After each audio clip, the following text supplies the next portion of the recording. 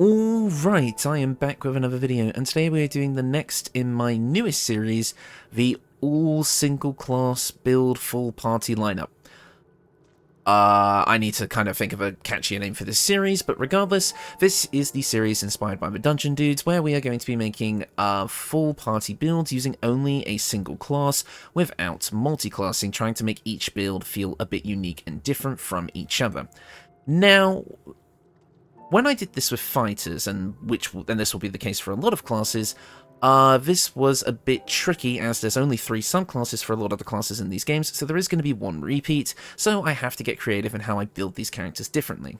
And also, if you want to kind of decide the next the next kind of video in this series, comment the class that you guys want to see next down below, and the most upvoted comment will be the winner, and we'll decide the next episode in the series. Rogue won last time with, I think, about 33 or so upvotes as compared to the second place, which was Rogue, which had about 30. So it was very, very close. So I expect Rogues to be the next episode, but if you want to change that, do get down there and get voting. Regardless, let's have a look at what I'm trying to accomplish with these builds today. So I thought the fact that Clerics have 8 subclasses in this game was going to make this a bit easier. And it kind of did, and it kind of didn't. I kind of had to discount a few Cleric subclasses right off the bat, as they were going to kind of overlap with other classes that I was going to be doing later. Nature, a bit too close to Druid, so I decided to axe it for this video. Tempest, I decided to axe because obviously Storm Sorcerer is coming later. Trickery, I decided not to use in this video, particularly for the fact that it's kind of a bit roguish, and it's also not one of my favourites to work with. And also the other one I kind of didn't use for this build. Actually, no, there's only 7. I just realised there's only 7. Why did I say there was 8? I'm pretty sure there's only 7. Hold on. Unless there's a really forgettable Cleric domain. I've been doing this for nearly a year. How do I not know all the Cleric subclasses by now? No, I didn't miss one. It was Nature, Tempest, and Trickery were the ones I left behind. Yeah, so there's 7. I don't know why I said there was 8. And I know somebody has commented that in the comments, and before I actually made that correction. So yeah, so there's 7. And I could do a kind of trio build with the rest of the classes later if you guys want me to, but for now let's focus on just kind of getting this series done. So I thought, you know, with this many subclasses it was going to be a lot easier to make distinct characters, but it actually was a bit trickier. The fact that Cleric is a bit more restricted in what equipment it can use depending on the subclass, and the fact that the spell lists, again, being spellcasters, I mean, don't get me wrong, Clerics don't exactly have limited spells, but when you're making 4 Clerics, it's kind of hard to differentiate their spell lists. Things like Wizard and Sorcerer will be a lot easier to do, heck, even Druid, but this was tricky, and so I kind of had to look at the 4 subclasses that I thought best encapsulated the Cleric, and that was Light, Life, Knowledge, and War. Now, yes, I would say Knowledge and especially War definitely overlap with some other classes. Knowledge obviously being Wizard, and War obviously being Paladin, at least thematically, but mechanically they actually do serve as being quite unique, and I think represent a good portion of what Cleric is about. And I mean, Light obviously is just great because it kind of takes over as our Blaster caster, and Life is basically just, you know, Cleric in a nutshell. It's a stereotypical Cleric. It's the healer of the group. So with these builds, we're going to be getting a Martial Fighter through War, a Blaster Caster through Light, a Healer through Life, and a Battlefield Controller through Knowledge, because the unique domain spells that Knowledge gets really sets it apart. So I'm quite excited to show this off. So let's get into the builds. First up, let's go with our Warmaster here at the back. Let's fly on over to them really quickly. Oh, no, we'll just get them to stand up. That's fine. So, as you can see here, we are a level 12 War Domain Cleric.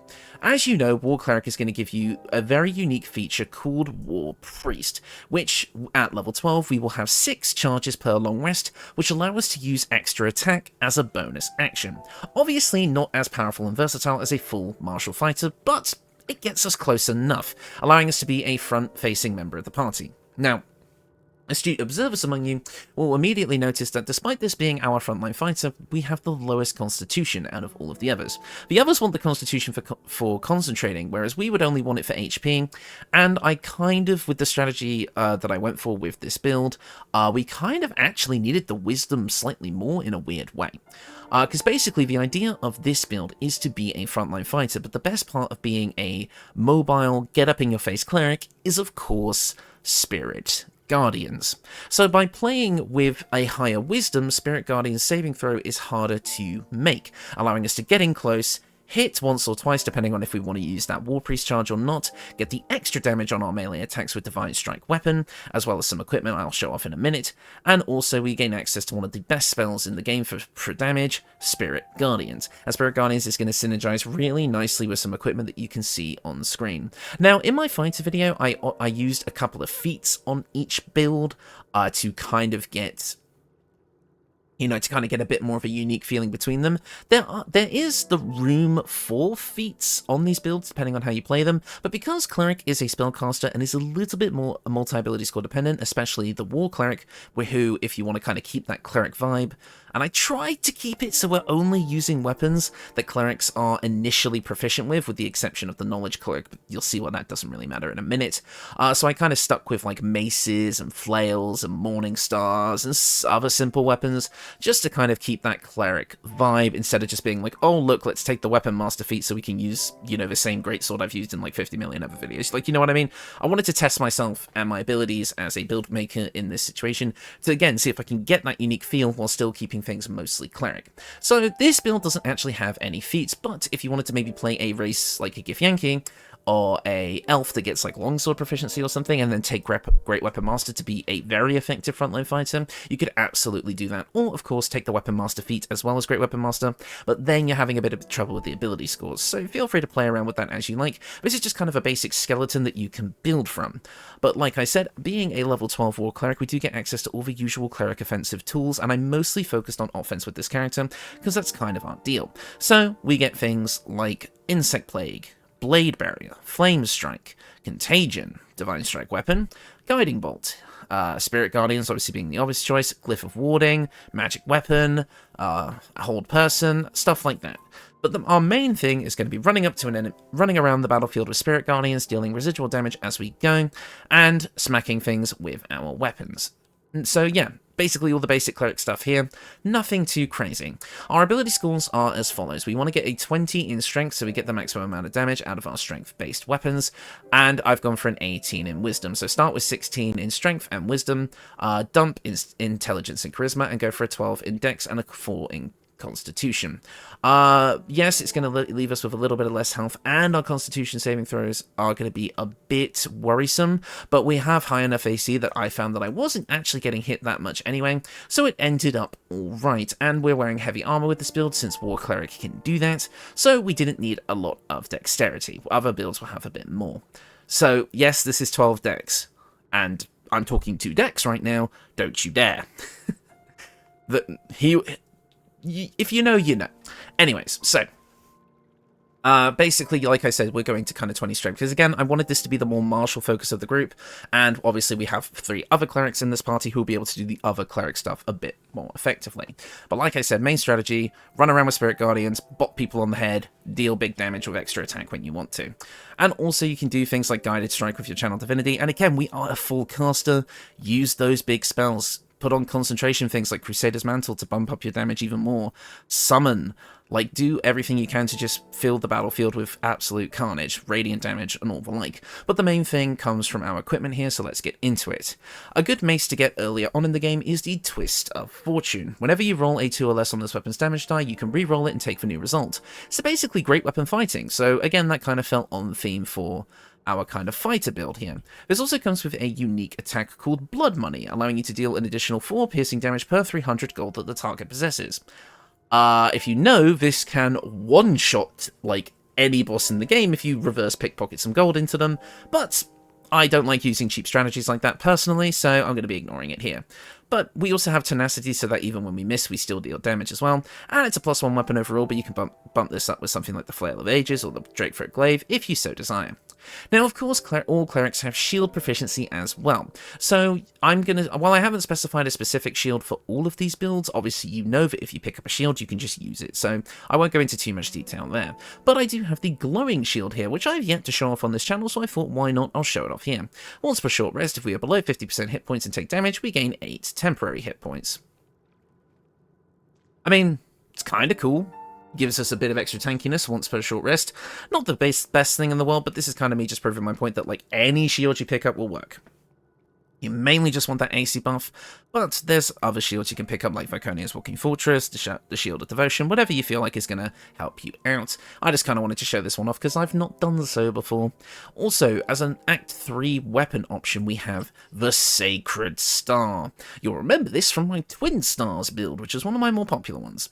This is a weapon that comes with an additional bit of radiant damage, inflicts a radiating orb upon hitting a target, which, if you don't know, radiating orb makes it so the target has a -1 to attack rolls for each remaining turn of orb, which means we're now even harder to hit, which again helps us maintain those concentration saves. Undead creatures are turned, so we get turn undead just for attacking, and this also comes with tenacity and a unique Dawn Burst strike attack, dealing even more radiant damage equal to our proficiency bonus, and light erupts around us in a 3-meter area, and enemies must succeed a con save or become blinded. Very, very fun attack.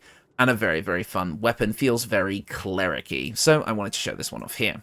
Let's get into the armor and such now. First up, the Diadem of Arcane Synergy. Spirit Guardians actually does inflict a condition called, well, Spirit Guardians.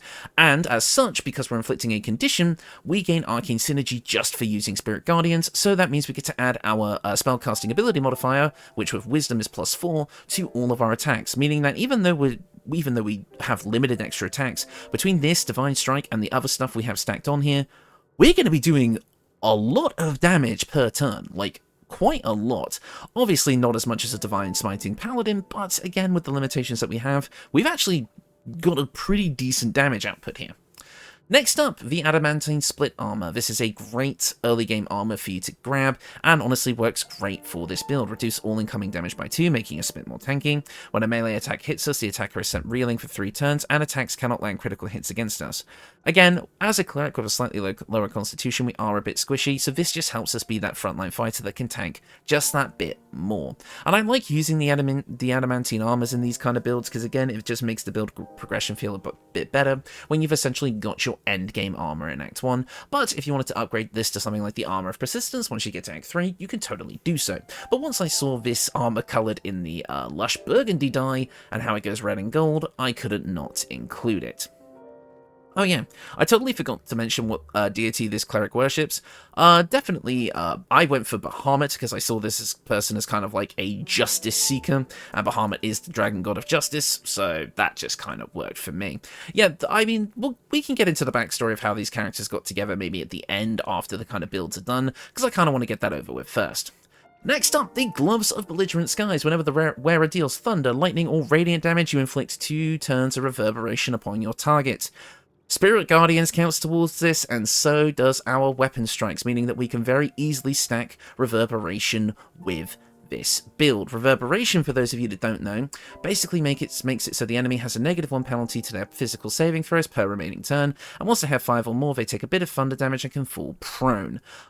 Basically just another really decent status condition that's going to increase our DPS and our overall battlefield control capability, and it synergizes really nicely with our playstyle, so I wanted to include it here.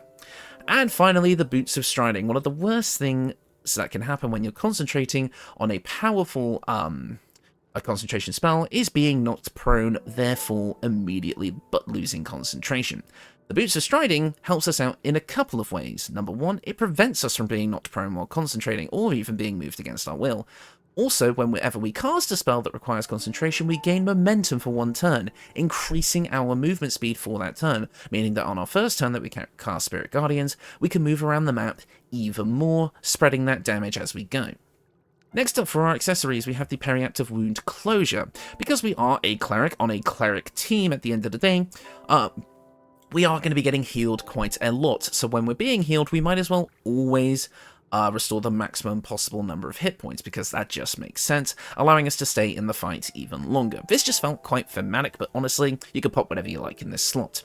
And the next up are the two kind of just extra damage on your weapon attack rings, namely the Caustic Band, adding a flat 2 acid damage to all attacks, and the Strange Conduit Ring. While concentrating on a spell, our weapon attacks deal an additional d4 of psychic damage, and, well, because we're always going to be concentrating on Spirit Guardians, most likely, this is just more damage. So stacking everything together, we are going to be doing a lot of damage on our single attack. Again, this plus Divine Strike plus Spirit Guardians plus blah blah blah blah blah, everything is going to really add up on this build. And I was also quite impressed with myself being able to make a cleric with no healing spells.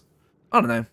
We also have interesting control spells like Blindness and Silence as well, and Hold Person and Hold Monster can make us really strong, guaranteeing critical hits and keeping enemies in place if we decide we don't want to cast Spirit Guardians right in that moment, but we'll have other allies that can do stuff like that as well. But yeah, that is the first build, a kind of frontline fighter that can do a lot for us. Again, I mean, this build would probably be stronger if you went with, like, Paladin or Fighter levels, but again, we're trying to stick with just Cleric here, and I really like the kind of vibe that this build goes for, the kind of, you know, I'm going to approach you, and when I do, you're going to die. Really, really like the idea of this build, so let's get into the next one. This is our healer build, a Life Cleric of Ilmater. If they could stand up for me, that would be lovely. So, I went with a Life Cleric of Ilmater here, and just so you know, like, since, like, Ilmater is, like, the god of, like, suffering and taking on pain and such like that, or, like, not god of suffering, but, like, taking on suffering for others, I kind of like the idea of having a tiefling with broken horns and, like, the teardrop mascara type deal to represent, like, the crying god. I was honestly kind of proud of this character's design. Regardless, this is our healer character. We are a life domain cleric, that being Ilmater's domain, and as such, we're going to be kind of focusing on healing with this build. So this is going to be a fairly standard healing build at the end of the day. Nothing too crazy here, but again, if we want to make a single class cleric, and we want to really capture the essence of the cleric as much as we can, then of course, it makes sense to make a healer. So, with this build, like I said, this is kind of our primary support healer build. We're going to be getting a lot of healing spells. Obviously, we get Preserve Life as our kind of Channel Divinity action, which is just a really nice big stack of flat healing. Getting things like Aid and Hero's Feast to really stack up our max HP to make the whole party way more tanky. Heal, which is just a really fun and thematic spell to get kind of towards the end. Cure Wounds, Mass Cure Wounds, Mass Healing Word, the basic healing spells, Revivify, Remove Curse, Speak with Dead, because that kind of fell on theme, Freedom of Movement, Dispel Evil and Good. We're getting all of those kind of buffing and supporting spells, Bless, Warding Bond, that make us really feel like we're here to support the team. This character is basically going to be constantly focused on healing if you do use them, but they do still have ranged attacking options like Guiding Bolt, and at the end of the day, they still can use a... I have them equipped with a short sword here because it's a finesse weapon, but clerics usually don't get access to finesse weapons. I'll be honest, I really didn't know what to put in this slot because this character is not focused on attacking at all. You can still use the weapon, but honestly, you could throw like a flail or a mace or whatever on here, maybe even a quarterstaff if you wanted to focus on like the spellcasting aspect. It's entirely up to you. I totally didn't forget that clerics don't get short sword proficiency before making this video. Totally didn't do that. Yeah. Okay, so ignore that. The rest of the kind of bit, like basically slap whatever melee weapon you want on here, it's really not going to matter. And like I say, any shield also going to work. But let's look at the main thing here, which is the equipment, which is obviously what can help make a healing build shine.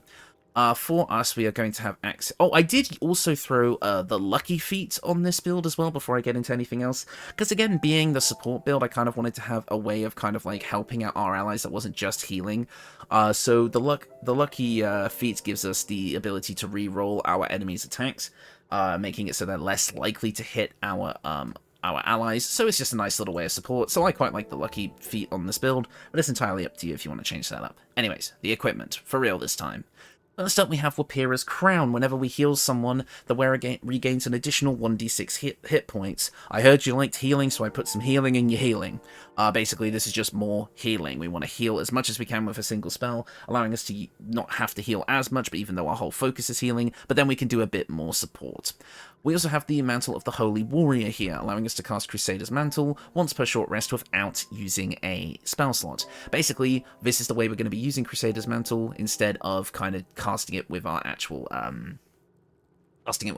spell slots. And Crusader's Mantle is a great concentration spell for us, since we're not really going to be focusing on other concentration spells most of the time, with the exception of one per long rest. You can already see what it is. And this basically would allow all of our allies to gain an extra bit of radiant damage on their attacks, making all of us a bit more effective in melee combat. Mainly this is for our War Cleric, but it's a nice buff to have. Next up, we just have the Flawed Helldusk Armour. Basically, I just needed a decent piece of heavy armor for this build, and I thought, you know what, this is a nice mid-game armor that you can pick up around Act 2, and it basically just means that when you are hit by a foe within 2 meters, they take a little bit of fire damage, kind of on theme for a tiefling, and you get a bit of tankiness against piercing damage. Really, this can be any heavy armor, since life clerics also get heavy armor, so feel free to throw whatever you like in this slot. I just kind of wanted to show off a cool looking armor design in my opinion, and this is just a really decent armor that you can get fairly early on in the game. But again, put whatever you like in this slot. Next up, the Reviving Hands. Whenever we heal the creature, it gains the effects of Blade Ward, making it resistant to physical damage. When we revive a creature, it gains the effects of Death Ward, meaning that if it dies again, it instead survives with 1 HP. It also gives us the ability to use Revivify without spending a spell slot once per long rest. Basically, this is just the perfect set of healer gloves, although these are an Act 3 option. However, the Act 1 variant of these gloves is just as good, pretty much. Whenever it's the Hellrider's Pride, you can get this right away in Act 1. And whenever you heal another creature, it gains resistance against bludgeoning, piercing, and slashing damage dealt by weapon attacks. So, that's just a long way of saying Blade Ward. So, basically, the big upgrade from these gloves to the Act 3 gloves, the Reviving Hands, is the fact that you also get Death Ward when reviving. So the Hellrider's Pride is actually good enough. The Reviving Hands are just a slight upgrade, so really this build comes online a bit earlier. And finally, a set of footwear I've never actually used on the channel before. It's the Boots of Aid and Comfort. When the wearer heals a target, it gains 3 temporary hit points. So on a big group heal, everyone gets 3 temporary HP. You never know when those 3 points could make a difference. It felt on theme to include this in this build, but obviously you can put something else here if you so desire. As for the accessories, we have the Amulet of the Devout. Now, this does give us a +2 bonus to our spell save DC, and realistically, you can put this amulet on any of the builds in this video, but I decided to put it on this one because the other ones kind of had other thematic kind of amulets, and this build didn't really have like a healing amulet, so I decided to put it on this one to give us an additional use of Channel Divinity once per long rest, so essentially another Preserve Life. And since Preserve Life is one of the more powerful Channel Divinity options that we have here, I wanted to use it here because, again, we get more healing. But again, you can throw this on any of the Cleric builds in this video and it will still work wonders for you. My personal recommendation would be the Light Cleric build if you wanted to slap this on a different one. Next up, for our rings, obviously we have the 2 healing rings. The Ring of Salving restores an additional 2 hit points every time you heal another creature, so that's 2 plus an extra 1d6 on top of the healing you'd already be doing, plus granting resistance, plus granting 3 temporary HP. Like, this is nuts. Like, I will be surprised if you're running this build if characters ever die in your playthrough. Maybe on Honor Mode. But honestly, I think a dedicated healer with all of this equipment can be really, really strong in Honor Mode. And obviously the Whispering Promise, meaning that whenever we heal a creature, it gains a 1d4 bonus to attack rolls and saving throws for 2 turns. So not only are we healing everybody, we're also giving them Bless for free, just for healing, without needing to concentrate on it. This is awesome. Like, I know this is pretty much the standard healing kit that I've shown off a few times in builds, but I can't stress enough just how powerful this can be. Pure healing with all of the equipment stacked up is just insane. Providing barbarian levels of resistance on top of Bless with just all of the healing that you're doing. Again, with stacking this with Aid and Hero's Feast, I don't see how you can die with this character in your party. I'm sure I'll be proven wrong. And finally, one person in this party had to have it. We've got the Darkfire Shortbow. It gives you resistance to fire and cold damage, which feels just on theme for a tiefling, and it gives us a usage of haste once per long rest. Again, our only other real big concentration spell here for us here is Crusader's Mantle, or perhaps Beacon of Hope, more so Crusader's Mantle, but if you don't feel like focusing on either of those, then Haste on our Warmaster is essentially going to make them a full martial fighter for us, which is great, meaning that we can just send them in to do all of their attacks, and increases their movement speed and their armor class. Movement speed for more Spirit Guardian shenanigans, and armor class for tankiness. Basically, these two builds go hand in hand. The Warmaster runs in, takes a lot of damage, and does a lot of damage with Spirit Guardians, and then the Darkfire Shortbow busts them with haste to make them do more damage, and then this build heals them up. They are the perfect Cleric duo. So yeah, that is the second build. This whole armor set is coloured in Harlequin black and white dye if you want to recreate this look. And like I said, throw any melee weapon on here. It's entirely up to you.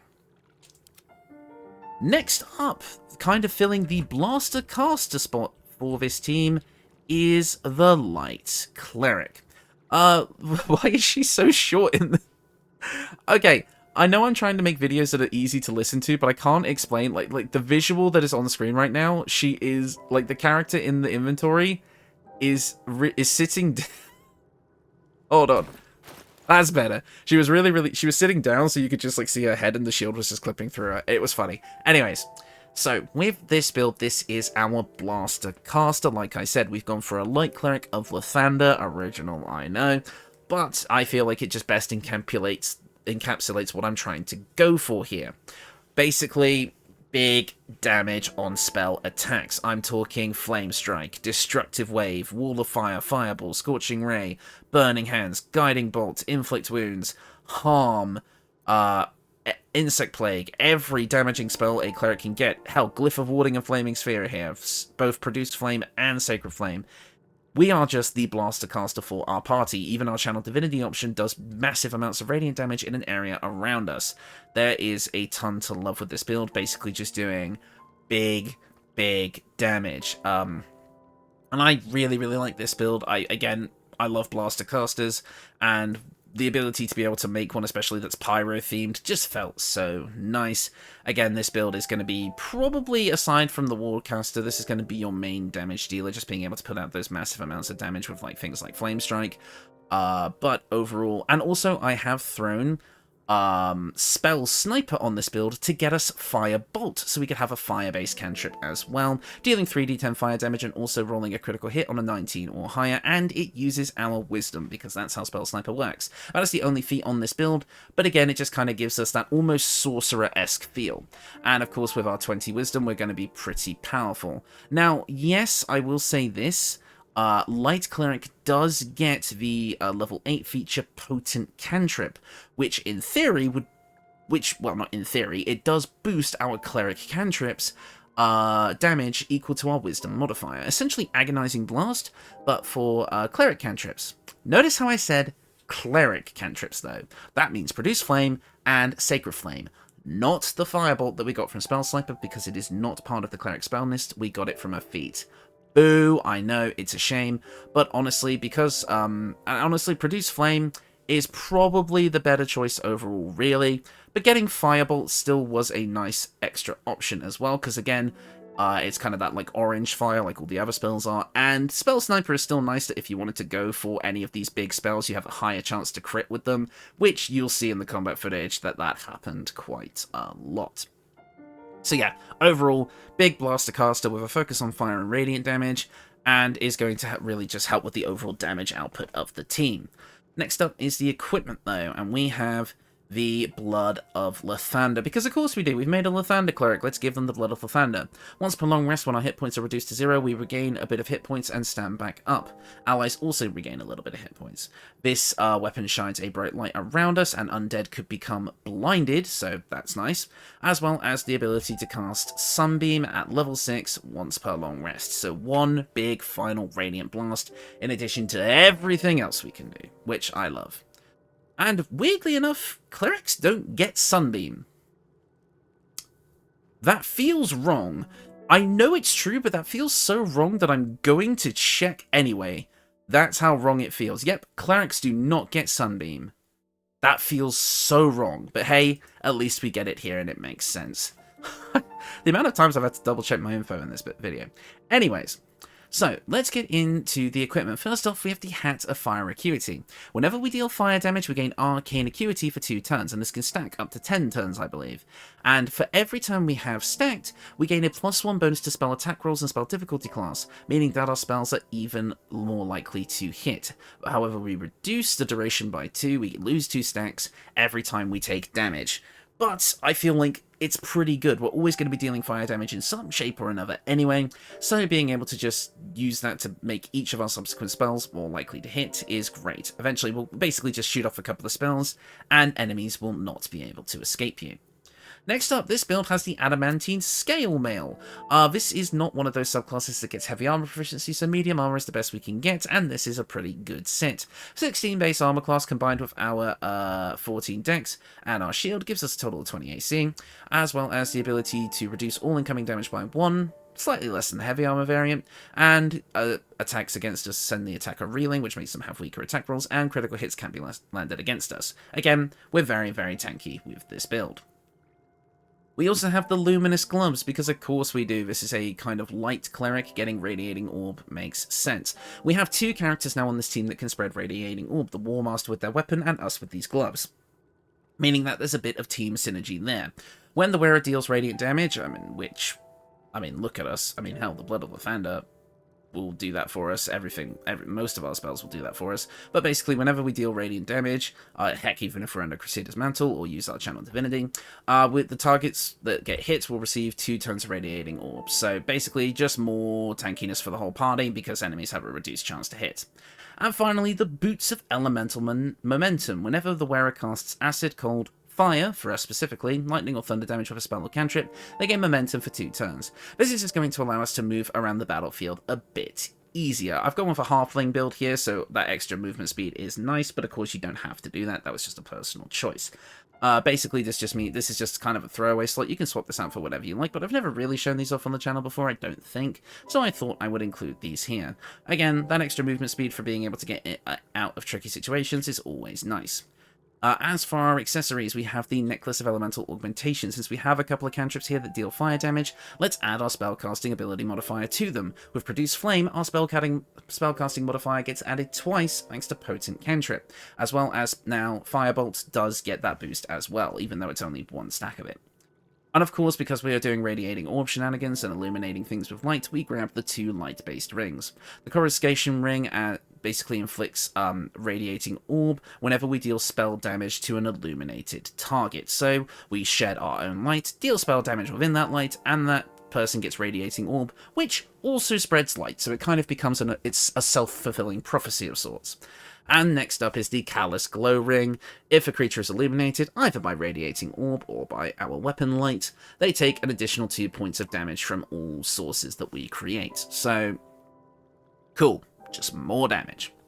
And as for our... And I believe I forgot to mention the shield. We do actually have the Shield of Scorching Reprisal here because it's got a fire theme to it.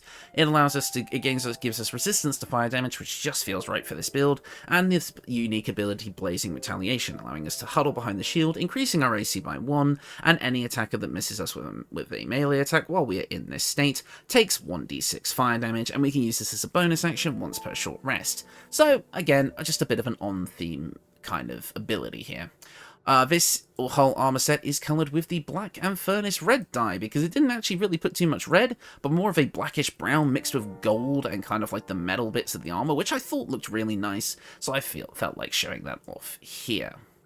And so yeah, that is our kind of Blaster Caster build. Again, basically just a Pyromancer with a bit of Radiant stuff, which is what Light Cleric is. And finally, my personal favourite of these builds, the Knowledge Cleric Githyanki. Because while the other clerics have all served deities that are well established in game, this guy serves Orpheus. Now, I know Orpheus is not a deity in the traditional sense, but hell, neither's Blackith, so I'm gonna count it. I believe this guy would have discovered the truth about Blackith one way or another, and I would say is also kind of the de facto leader of this group. maybe after being able to flee Vlaakith's influence, he found comfort within a church within Baldur's Gate, and ended up gathering some like-minded individuals from different faiths in order to take down a greater threat, but then of course the Nautiloid comes not long after. But this Githyanki Cleric comes with a pretty interesting kit. We're playing Knowledge Domain, and also by playing a Githyanki we have access to Githyanki's unique equipment as well, although I won't be using some of the more powerful options here, as you'll see in a minute. Basically, long story short, a Knowledge Domain Cleric is basically a Cleric, but with a psychic focus, and also kind of a, like, mind power focus as well. Again, literally the Knowledge Domain, we're all about acquiring knowledge. Specifically mixing the Channel Divinity feature of Knowledge Cleric, Knowledge of the Ages, giving us proficiency in all skills of a chosen ability, with the Githyanki racial ability, Astral Knowledge, that does the same thing to get proficiency in all skills of 2 abilities. This is the kind of most powerful skill monkey build in the game, and since the one thing this party is kind of lacking is a party face, this character can now fulfill that role with a 14 in charisma. Yeah, the stat spread is a bit weirder on this one, but again, I wanted to cover a lot of different bases here. We still have decent constitution being at 16, dexterity at 12 is a bit meh since we are wearing medium armor, but we do make up for that with our shield and other such things. But charisma and intelligence being fairly, well, at least middling allows us to be a more effective party face for the whole party, again with those 2 skills. And like I said, if fitting in with being a Githyanki, we do get access to a ton of psychic spells. Dominate Person, Telekinesis, Autolux Resilient Sphere, Banishment, Confusion, Slow, which is awesome. I love that this class gets slow. Hold Person, Hold Monster. We get all of this cool stuff. Actually, no, Hold Monster isn't in this, on this one. Oh, I guess that was the War Cleric that got Hold Monster, not this one. Oh well, spread the utility, I guess. My bad. But anyways, yeah, we get so many cool thematic spells that felt just right for Githyanki. We also get a couple of unique class features that I've not really gotten to show off. We get the ability to just read thoughts as a channel divinity. We also get the ability to speak with animals as a channel divinity. Yeah, that's 2 kind of basic spells using our Channel Divinity slots, but hey, we're only ever going to be spending it on Knowledge of the Ages, so getting another free one to kind of get these 2 abilities that can make us an even more effective party face is actually kind of nice. The fact that the read thoughts does require concentration still does suck. That would have been a cool niche if it didn't. You could just kind of have this up until your next long rest. That would have actually been pretty cool, but they didn't give us that. However, Speak with Animals, as always, doesn't require concentration, so I'd probably just cast Knowledge of the Ages and Speak with Animals. But we also do get all the usual cleric stuff as well in addition to that, but I kind of went for more of a kind of summoner slash, information gatherer vibe. So we got Speak with Dead, Animate Dead, Create Undead, and Planar Ally. As well as, things like Contagion to kind of control the battlefield alongside all of our other, kind of like control spells, and Glyph of Warding to have a kind of big damaging spell that we can use that has lots of different variants, including like a sleep variant, which is also kind of psychic themed. Again, this guy is basically the good guy Githyanki Cleric of Orpheus who is looking to free Orpheus as well, so there's kind of a story arc to follow through with that. Now, on to the equipment which helps make this build. We'll get over the weapons first, since it's definitely the least important thing. The Githyanki Short Sword. It's a Githyanki weapon that looks kind of cool with the build. Again, this is not the character that's going to be in the front line attacking. We've got two different characters here who are damage focused, and one is healing focused. This one is battlefield control focused, using these powerful concentration spells to keep the battlefield in check, and using things like Telekinesis, Glyph of Warding, or heck, even Flame Strike or Guiding Bolt to deal damage. So we're still mainly a spellcaster here. We don't really need to focus on the melee aspect. But we do have the Shield of Devotion here, giving us an extra level 1 spell slot, taking us to 5, which is above what the UI is actually capable of showing. And we also gain, the standard shield bash stuff in the AC, which does give us a bit more defense. But again, this is the lowest AC of the group, so feel free to keep this guy in the back. Next up, let's get into some of the fun Githyanki equipment, including the Circlet of Psionic Revenge. Whenever we succeed a saving throw, which we will do quite a lot with this build, the foe that calls the throw takes a bit of psychic damage, and also we gain a +1 bonus to all of our Intelligence, Wisdom, and Charisma saving throws, which is nice. Next up, we also have the Nymph Cloak, giving us a use of Dominate Person once per long rest without needing to use a spell slot, forcing a creature to fight alongside us. Next up, the Psionic Ward Armour. Since we're a Githyanki, this gives us resistance to psychic damage, which felt super on theme, so I wanted to pick it up. And anytime we succeed a saving throw against a spell, and remember we can do that quite a lot, we regain a bit of HP, so even though we have a dedicated healer on the build, it's still a nice little thing to have. Next up, the Haraknir Braces. We can now cast Mage Hand as a bonus action, which is fun. We now kind of get that other psychic element, as well as the ability to cast Telekinesis once per short rest. And with Telekinesis, we can throw things around, throw enemies around, dealing damage that way. And once you cast Telekinesis once, you can keep casting it as long as you maintain concentration without spending more spell slots. And since you would short rest after every combat, this is basically just like having telekinesis in your kit for free, just for equipping armbands. It stops us from having to use our spell slots on it, and we would also get it a bit earlier than we would get it just by leveling, so it's a nice option to have, and again, it kind of completes the Githyanki look. Speaking of completing the Githyanki look, the boots are psionic movement. Whenever a Githyanki casts Fly, which these boots also let us do, our next melee weapon attack deals an additional 1d4 damage. This is purely a fashion throwaway option. Stick whatever you like on in here. The boots of speed could be good. Anything would work in the slot. Hell, the evasive shoes if you want that little bit of extra AC. But again, I really wanted to complete that Githyanki look because it just felt right for this build, and I really like how it turned out. Next up for our amulet, we have the Aberration Hunter's Amulet. A Githyanki wearing this amulet has advantage on intelligence saving throws. Again, another way to make those saving throws, which is nice. Aberrations also have disadvantage on attack rolls against us. When we're fighting all those Mind Flayers in Act 3, they're going to have a really hard time dealing damage to us. We also gain a unique action called Ancient Grudges, allowing us to touch the amulet to gain a sliver of the knowledge of the Gith. You gain an advantage on attack rolls against aberrations, as a bonus action for 3 turns, once per short rest. So, we are a Mind Flayer killer, but we're also going to be going after Vlaakith as well. Shifting Corpus Ring. This just gives us some more kind of tricksty spells that felt on theme. This is kind of a throwaway slot, so feel free to change this one up. But this does give us Invisibility and Blur, each once per long rest. Again, just some more fun thematic spells. And also the Ring of Mental Inhibition. Whenever a foe fails a saving throw against one of our spells or actions, they gain Mental Fatigue for 2 turns. Mental Fatigue causes the affected entity to have a -1 penalty to their mental saving throws, and when it fails a wisdom or intelligence or charisma saving throw while it has 5 or more turns of this condition remaining, the entity takes a d4 psychic damage and is no longer fatigued. Basically what this means is as we're casting these control spells, for each one we successfully cast, our enemy is going to have a harder time succeeding subsequent ones, making us even more powerful as we go.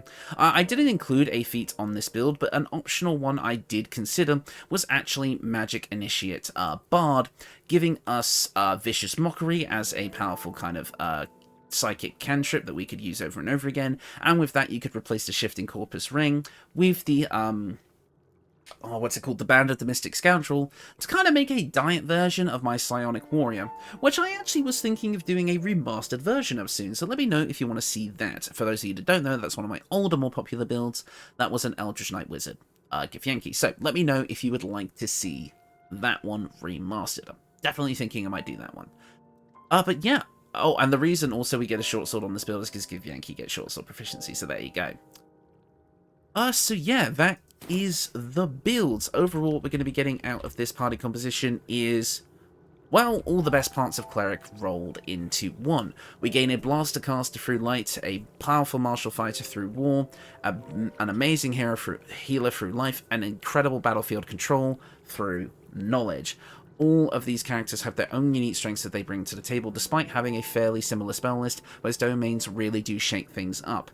And maybe, again, if I went with something like Tempest or Nature, I could create an even more varied combination. But again, since I'm doing more builds in this series for every class, I wanted to save Nature and Tempest for the like kind of full subclasses or classes that make better use of those themes. However, if you would like to see a follow-up to this video, maybe after the series is completed, where I cover the rest of those subclasses, let me know. Overall, honestly, I'm kind of mixed on this one. I'll be perfectly honest. I feel like I sat down for it a little bit longer. I may have been able to come up with something a bit more unique, but again, I really wanted to just capture the essence of the Cleric. and kind of what that basic class kind of gives you. Again, if I went for certain feats and this, that, and the other thing, I could have come out with yet another Great Weapon Master build, which would have been a bit more powerful, but in my opinion, it would have felt less Cleric and more just like a worse fighter or Paladin, and I didn't really want to go for that. I wanted to go for something that felt uniquely Cleric across all of these builds. And I think I have achieved that. I do think I played to the strengths of each of the builds, like, kind of themes quite well. And I really like the idea of, again, this runaway Githyanki who becomes a Cleric of Orpheus, who kind of, maybe because of the tadpole and that psychic connection and, like, the kind of, like, close proximity he gets to him and such like that, maybe he was a member of the Honor Guard at some point, like, him basically having that connection to Orpheus that gives him that power. Because again, maybe that more holy power does come from a different place, but it's inspired by his faith in Orpheus, and maybe it's granted to him because of that. And then him gathering, like, you know, the Cleric of Ilmater, who maybe worked in the Open Hand Temple in Baldur's Gate before everything went down, and was like was a healer who came from a tragic backstory or something like that. Again, those broken horns on a tiefling can tell a lot of stories that mirror Ilmater's kind of theming. And then we have the halfling who has the burn mark on their face, who now all of a sudden is a light cleric of Lathander, spreading fire and radiance wherever they go. And then we have the Warmaster, who is this big, hulking war woman, like almost Amazoness, who's kind of come in and maybe, and like I say, is a paladin, or not paladin, a cleric of Bahamut, who has a strong sense of justice, and maybe there's a reason for that. Like, I'm leaving the backstories for each of these characters a bit more open-ended, but I think that's because, as a team, I think they work quite nicely together. I think they do play off of each other's strengths quite well, and as you can see in the combat footage that is currently playing, these builds do support each other really, really nicely. Again, the healing and the different offensive potentials that each of these builds have, and the battlefield control from the Githyanki build, it all just works together. On my usual testing encounter that you're seeing here, like, it just, like, we were never in any danger. The healing was just too potent, and the fact that we got access to these summons as well really, really just goes to show exactly what these builds are capable of when at full power. Obvious, and because we are a single class build party, again, the progression is going to feel quite natural. Not having to multi-class or get specific equipment right away to basically get what the builds are about, which is, again, their unique class features. Basically, all of these builds would feel pretty good to play throughout the game. I have to say, if I was to pick one of these builds that was my favourite, it is definitely the Knowledge Cleric, and I think a dedicated Orpheus build is definitely in the future, or at least maybe like a Chosen of Orpheus or something a bit similar to the deity build series, but obviously Orpheus technically isn't a deity, what have you, right? There's definitely something to that, so I will be exploring that concept in the future more. But that is going to be it for this video. Like I said, comment below which class you would like to see next. I personally think that Rogue is going to be the winner because of the previous results, but be sure to prove me wrong if you want to see something else. Bard was also pretty close, and I think I've got unique ideas for all of the classes. Bard especially, I've got a really, really fun idea for, that I think could actually be really interesting, that I think a lot of people will go, oh my god, that's so clever, like, kind of once you realize it, but, you know. But yeah, no, I'm really enjoying this series. The only other thing I will say is that obviously this is going up on the Wednesday, which means yesterday you will have seen a certain video, which was a channel update, and obviously, as you guys know, I don't plan to be doing Baldur's Gate 3 builds forever. I'm probably going to stop sometime within the next few months, and as such, some other content is going to be popping up here or there, so if you see some seemingly random uploads, please feel free to give them a look, because they will be basically what I'm planning as my next bit of content, bit of main content on the channel, so feel free to kind of peruse and see what you like and dislike, and be sure to give me feedback on that. But yeah, that is the video, I think. I don't think there's anything much more for me to say, so thank you all so much for watching, and I will see you all next time.